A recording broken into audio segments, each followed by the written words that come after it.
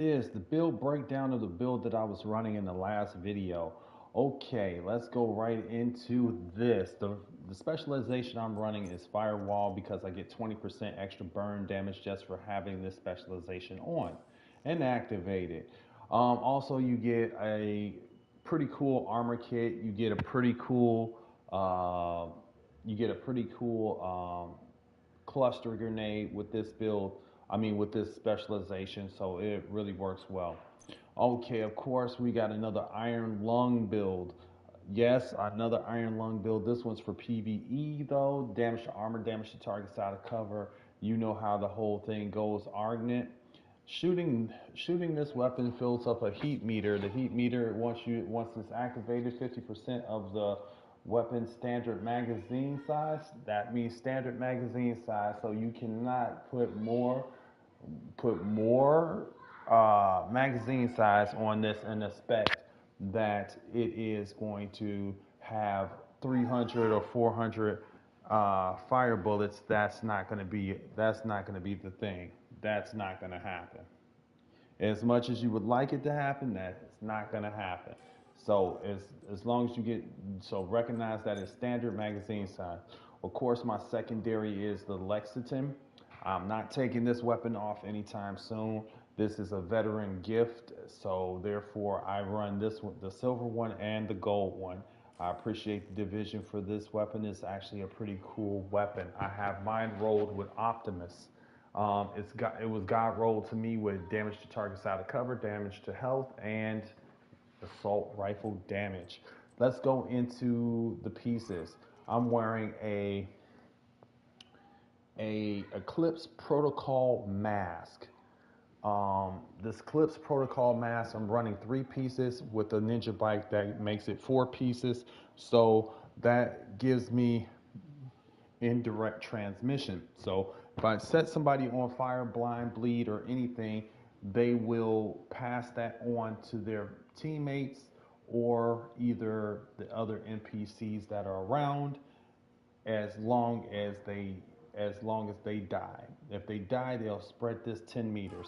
This is not the perfect build of this. I'm not going to even lie to you. The perfect build of this does have the backpack because the backpack does give a little bit more oomph to that. And I do believe the chest piece also will give you more range for the indirect transmission. So if you are if you are looking to if you are looking to get your status effect on, this build will be a problem. Okay, I have Providence Defense. Uh, it was rolled with status effect, so crit damage, crit chance. I utilize that with trauma. Trauma, shooting an enemy in the head blinds them. Shoot them in the body or the chest or whatever you have it will set them on bleed. So therefore, if you kill them, they will. If you kill somebody that's blinded, it will set every other NPC on blind. All right.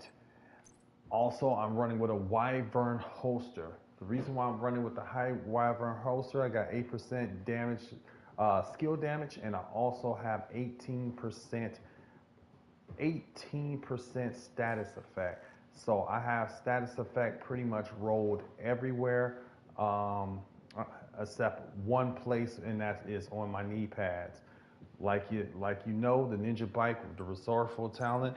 All you have to do is just wear 3 pieces of a gear set and 2 pieces of a brand set, and you have all 3 bonuses and all 4 bonuses.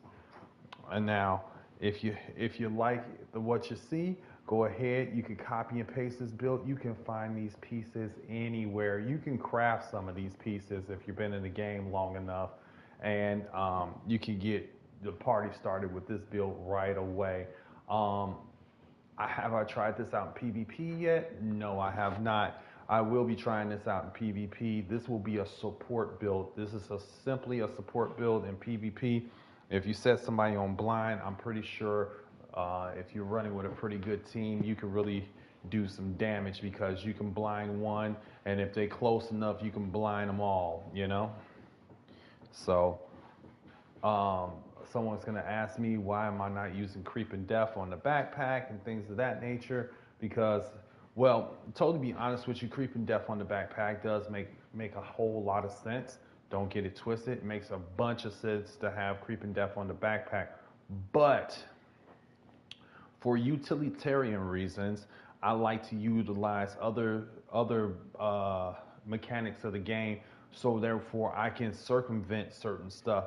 The only thing we can't circumvent yet in conflict is the mortar turret, because if they put it in your spawn, there is nothing you can do. You can't come out your spawn. You can't do anything, which I'm hoping that the devs do work on that, where the mortar turret does not enter into people's spawns and gives them a chance to fight out. Because if they're willing to come against you in waves and get mowed down, they're willing to come against you in waves and get mowed down. Now, if they come in there and they outshoot you, there's nothing you can do about that. That's just, we just charge that to the game. But if they're coming in there and they're not outshooting you and they're just dropping a mortar turret on you, I don't feel like that is a fair fight. Um, this is the build. This is the build breakdown.